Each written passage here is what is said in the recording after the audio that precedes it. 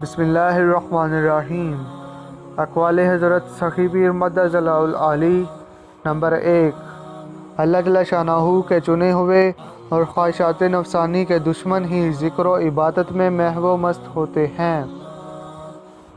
Number 2، خدا مستی کی نعمت عظمیٰ اللہ جل شانہ اپنے خاص الخاص دوستوں کو عطا فرماتا ہے۔ نمبر 3، مساجد کو آباد کرنے سے اللہ جل شانہ بہت محبت کرتا ہے۔ نمبر 5، وقت پر نماز پڑھنے والے سے اللہ جل شانہ بہت خوش ہوتا ہے۔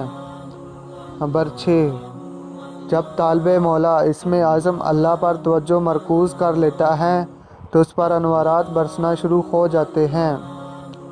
نمبر 7، جماعت اولیاء اللہ شاخان مولا کی جماعت ہیں۔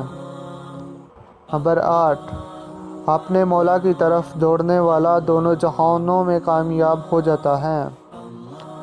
نمبر 9، دونوں جہانوں میں کامیابی چاہتے ہو تو اپنی سوچوں کا مرکز و محور اللہ جل شانہ کو بنا لو۔